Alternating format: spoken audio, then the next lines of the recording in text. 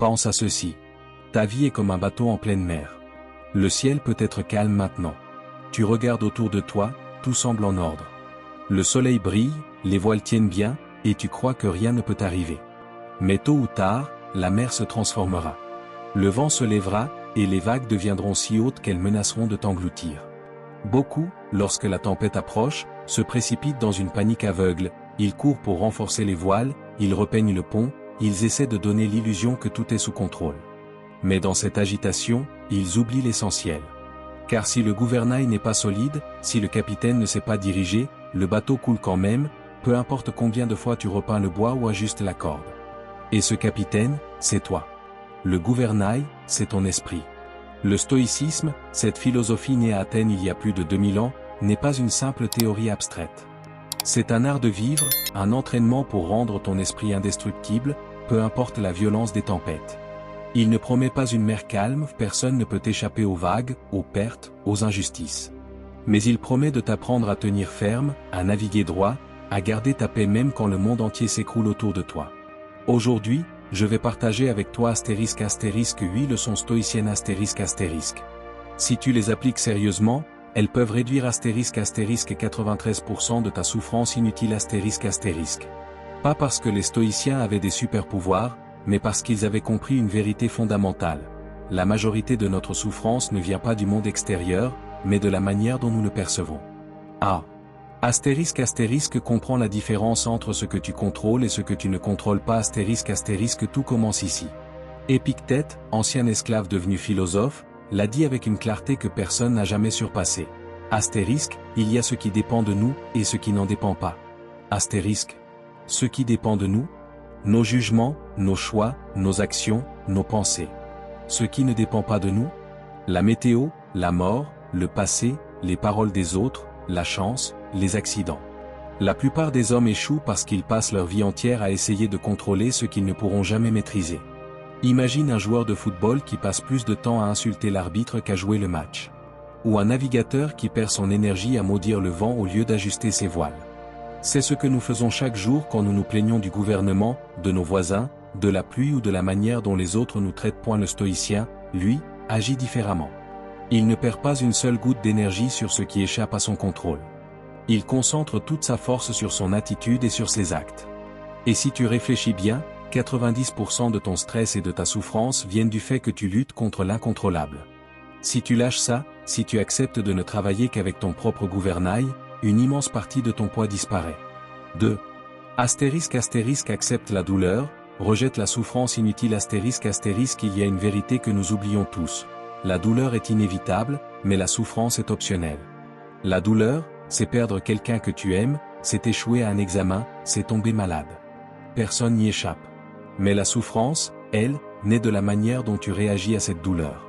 Marc Aurèle l'a écrit, *** si tu es affligé par une chose extérieure, ce n'est pas elle qui te trouble, mais ton jugement sur elle. Prenons un exemple concret. Imagine que tu perdes ton emploi. La douleur immédiate est réelle, tu ressens la peur, l'incertitude.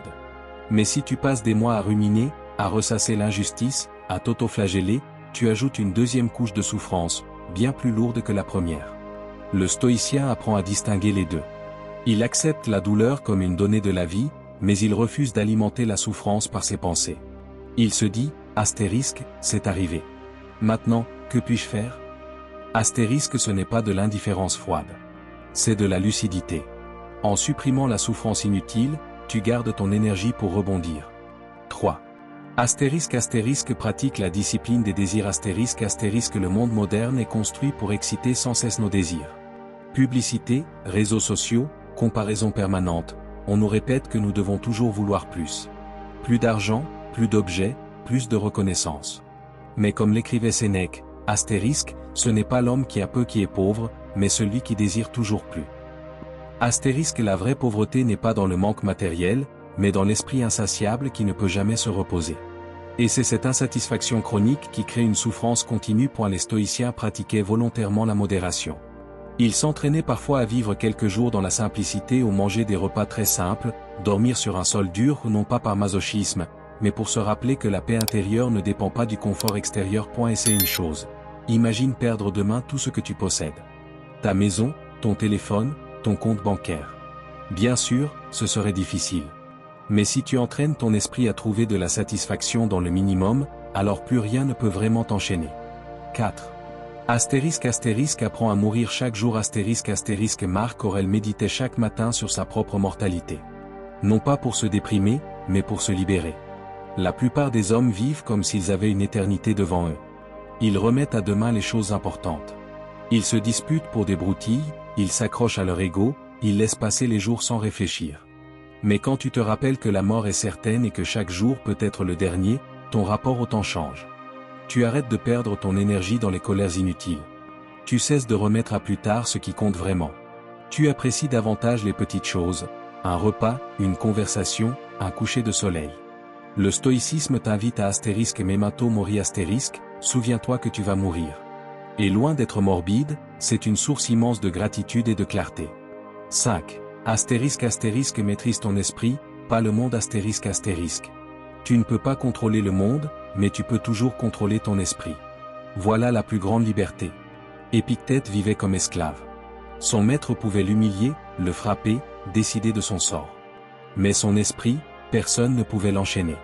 Et c'est dans cette liberté intérieure qu'il a trouvé une paix que beaucoup d'hommes libres n'ont jamais connue. La souffrance vient souvent de cette illusion, croire que nous serons heureux quand le monde extérieur s'ajustera à nos désirs. Mais ce moment n'arrive jamais. Si ce n'est pas le climat, c'est la politique. Si ce n'est pas ton emploi, c'est ton voisin. Il y a toujours quelque chose. La solution stoïcienne est radicale, fais de ton esprit une citadelle. Sois capable de rester calme quand tout s'effondre autour de toi. Ce n'est pas de l'insensibilité, c'est la vraie maîtrise. 6. Pratique le silence intérieur. Nous vivons dans une époque saturée de bruit. Le bruit extérieur des notifications, des médias, des opinions. Et surtout le bruit intérieur. Les pensées qui tournent sans cesse, l'anxiété qui gronde, les comparaisons qui ne cessent jamais. Les stoïciens valorisaient le silence. Pas seulement se taire extérieurement, mais cultiver un silence intérieur. Observer avant de juger, peser ses mots, garder la maîtrise. Un silence maîtrisé a un pouvoir énorme. Il dérange plus que 1000 mots. Il montre que tu n'as pas besoin de crier pour imposer ton respect. Et surtout, il protège ton énergie. Apprendre à se taire, ce n'est pas fuir. C'est choisir de ne pas gaspiller ta paix dans des batailles inutiles. 7. Cherche la vertu, pas la validation. Les stoïciens considéraient que le but ultime de la vie n'était pas le plaisir ni la gloire, mais la vertu. La vertu, c'est vivre en accord avec la raison et avec ses principes. C'est pratiquer la justice, le courage, la sagesse et la tempérance. Contrairement aux applaudissements extérieurs, la vertu ne dépend jamais des autres. Marc Aurèle, empereur de Rome, aurait pu vivre uniquement pour la gloire. Mais chaque nuit, il écrivait pour lui-même, ai-je agi aujourd'hui en homme de bien? C'était son seul critère.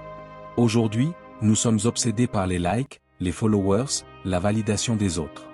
Mais si tu bases ta valeur sur ce que pensent les autres, tu seras toujours fragile. Si tu la bases sur ta vertu, tu deviens invincible. 8. Prépare-toi au pire, vis avec gratitude. Les stoïciens pratiquaient la premeditatio malorum imaginer à l'avance le pire qui pourrait arriver. Non pas pour vivre dans la peur, mais pour se préparer. Si tu as déjà réfléchi à la possibilité de perdre ton emploi, ta santé ou tes proches, le jour où une difficulté réelle arrive, tu n'es pas anéanti. Tu es déjà prêt mentalement. Et en même temps, cette pratique nourrit la gratitude. Parce qu'en imaginant la perte, tu réalises la valeur de ce que tu as déjà. Chaque moment devient plus précieux. Vivre comme un stoïcien ne veut pas dire être insensible. C'est au contraire vivre avec une profondeur et une force que peu connaissent. C'est apprendre à distinguer entre douleur et souffrance, entre désir et besoin, entre illusion et vérité. Si tu appliques ces 8 leçons, contrôler ton esprit, accepter la douleur, discipliner tes désirs, méditer sur la mort, cultiver le silence, rechercher la vertu et te préparer au pire, alors tu peux éliminer la grande majorité de ta souffrance inutile. Souviens-toi, la mer sera toujours agitée. Mais si le gouvernail est solide, si le capitaine est lucide et calme, ton bateau ne coulera pas. Tu traverseras les tempêtes, et tu avanceras toujours plus loin.